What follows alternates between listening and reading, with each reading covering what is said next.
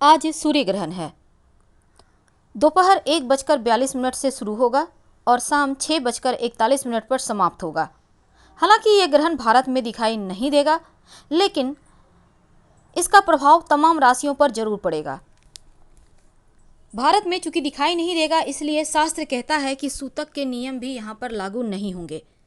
पर ग्रहण लगा है ब्रह्मांड में, तो तमाम राशियों पर इसका प्रभाव सीधे तौर पर पड़ेगा। 148 सालों के बाद अद्भुत संयोग भी बना है, क्योंकि शनि जयंती और सूर्य ग्रहण एक ही दिन पर यह संयोग बना हुआ है। और सूर्यदेव और शनिदेव जो पिता पुत्र हैं, पौराणिक मान्यता है कि दोनों में मतभेद और अलगाव रहे हैं, तो ऐसे में सूतक नहीं लागू होगा।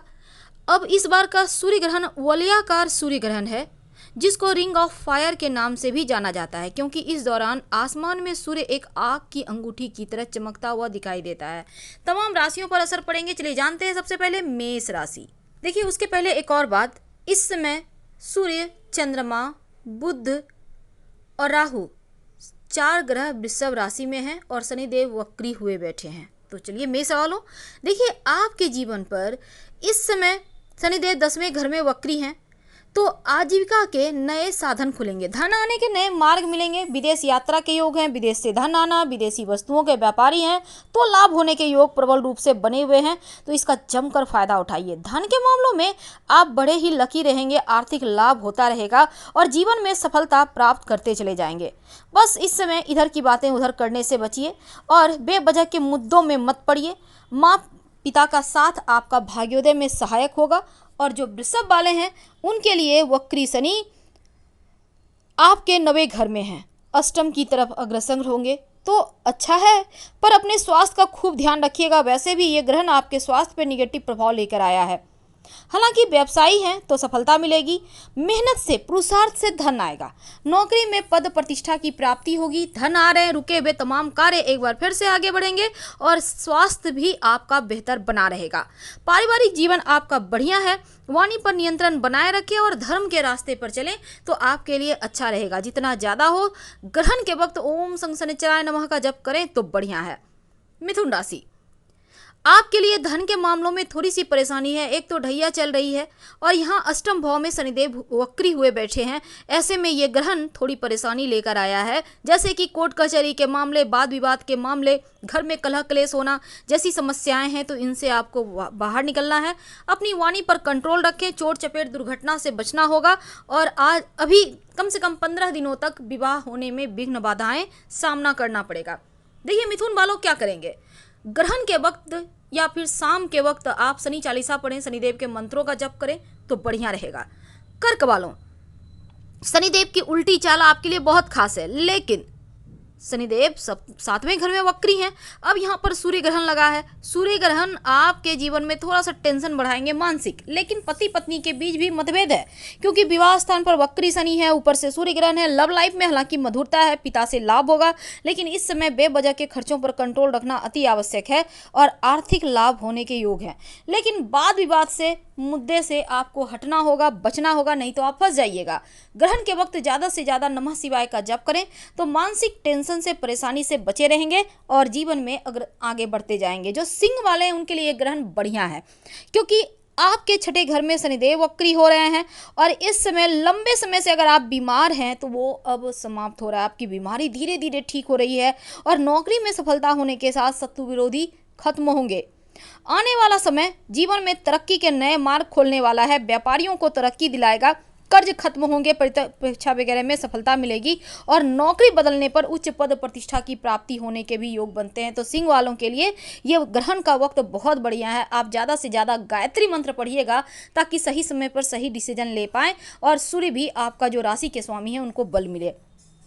कन्या राशि, पंचम भाव में शनिदेव वक्री हैं, चतुर्थ भाव की तरफ अग्रसर हो रहे हैं। अब इस समय ये ग्रहण आपके लिए ठीक तो है, पर फिर भी थोड़ा सा आपको ख्याल रखना है, क्योंकि शिक्षा प्रभावित होगा। विद्यार्थियों के लिए थोड़ा पढ़ाई पे फोकस बनाना जरूरी है। इस समय विदेश से लाभ होगा। शेयर मार्केट वगैरह में पैसे इन्वेस्ट करके रखे हुए हैं तो यहाँ उतार चढ़ाव दिखता है।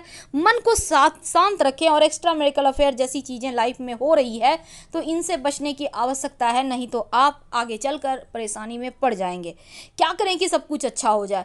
गायत्री मंत्र का जप खूब कीजिएगा ग्रहण के वक्त, ताकि सही समय पर सही डिसीजन ले पाएं और भटकाव से आप बच सकें।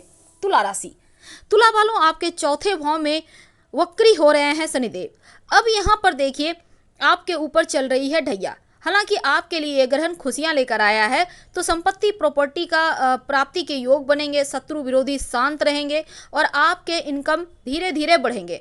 पूजा पाठ करें। शेयर मार्केट वगैरह में अभी पैसे इन्वेस्टमेंट करने से बचिए, और माता पिता का स्वास्थ्य का और अपने स्वास्थ्य का बहुत ध्यान रखिए। वैसे यात्रा करते समय थोड़ी सावधानी रखनी आवश्यक है। कोई लंबी दूरी की यात्रा करने से इसमें बचिए। आपके ऊपर ढैया है।